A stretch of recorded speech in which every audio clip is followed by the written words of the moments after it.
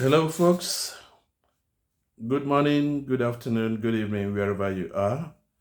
This is me, Dr. Godsiloki, with Communication Moments. Once again, I've been a bit under the weather, and that has led to our inability to interface, as has been the case. Now, we shall be looking at another internal communication tool, which is called the memo. The memo within the Nigerian parlance, when you say the memo, it conjures up uh, something significant more often than not, maybe something that is threatening. But ordinarily, the memo is not like that. It is also called the memorandum, and it's a note or a minute which is sent from one person to another. Memos are usually short and they are sent when a need has become uh, urgent, and needs to be attended to. Some people, you can give them a job to do, but they forget it or they don't want to do it.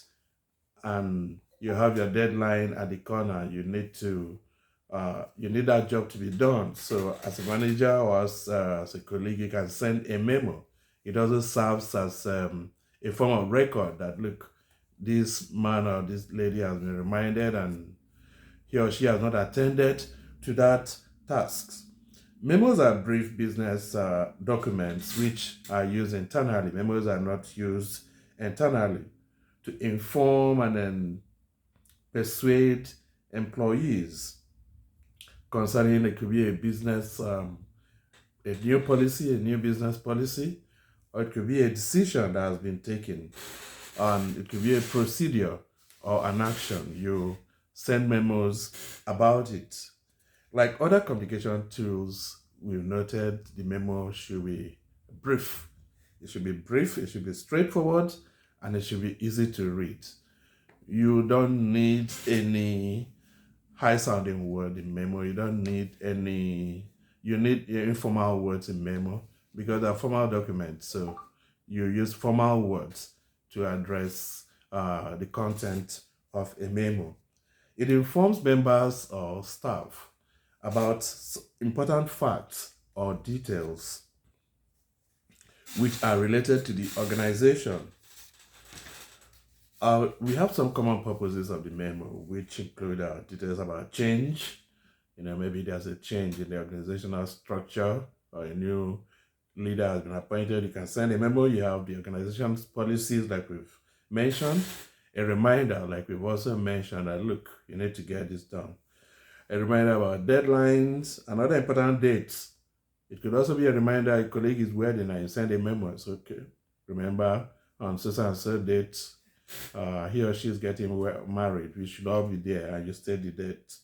The goals of the memo are to pass important information, propose new ideas or changes, and also to persuade the audience. In this case, the audience is internally based, your colleagues, your staff, to tell them this is why we need to do this. That is why you need to write a memo. They have two-fold purposes. Memos have two-fold purposes. The first, memos call attention to a problem, and they also solve problems. There are twofold. You bring attention to a problem, and by bringing that attention to problem, it calls or it motivates one to solve that problem. There are key features of the memo, which include the name of the recipient. At the top part of the page, you have by the left side, you have the name of the recipient and sender. You have the date. You have the time. You have the subject, then the body or message. Thereafter, you have the signature of the sender. And if you have additional recipients, you add it, copy, CC, you add the recipients and attachments, if there are attachments, you attach them. Tone used in writing the memo is formal and professional. You use formal and professional tone in writing the memo because it's an official document. Memos are described also as announcements, and sending the memo speaks for a part or all the sections of an organization. What are we saying here? A memo can be sent to a department or a unit in an organization, or the memo could be sent to every staff in every unit or department of the organization. So they serve different purposes, but they are used to communicate. Like we mentioned, okay, about the top, those for whom the parts of where the memo will go to, the features, how the memo will be addressed. In responding to a memo, for instance, if a memo is sent to you, it also has its own approach. You acknowledge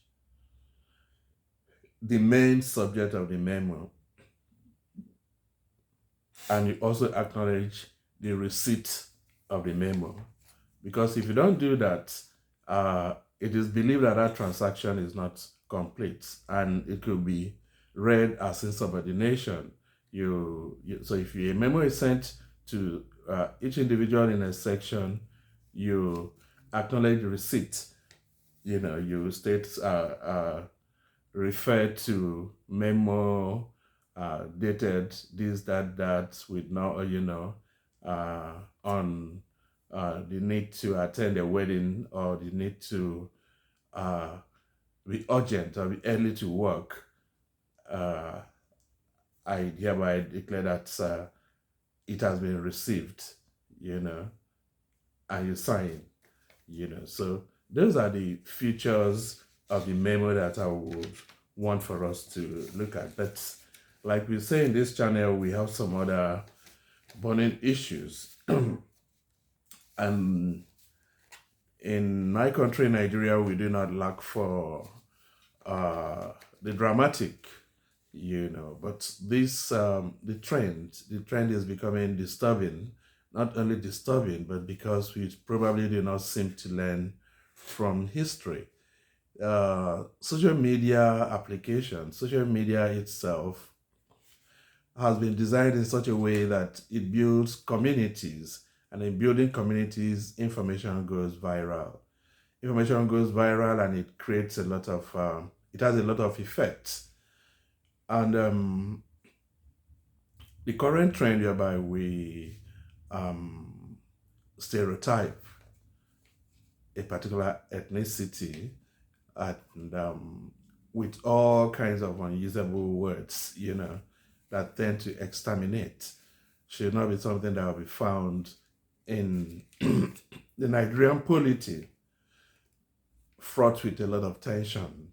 The people are passing through a lot. There's a lot of hardship, and now there's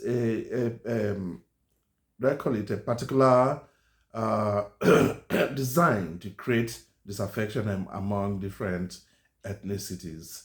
These are things that lead to the collapse of nations if care is not taken, and this is something that the governments at all levels should frown at and not be found to be engaged or to support. The current trend about exterminating a particular ethnic group or removing them, killing them, those are not something that should be found in a country that claims to be the giant of Africa, because in our diversity is where our strength lies, and what one ethnic group lacks is what the other ethnic group brings. And Nigeria has become so united through marriage, through travels, through staying together, that you can't even separate anyone from anywhere. So, but my concern mainly is the vitriol, the hatred in some of the communications, some of which echoes of what happened in Rwanda.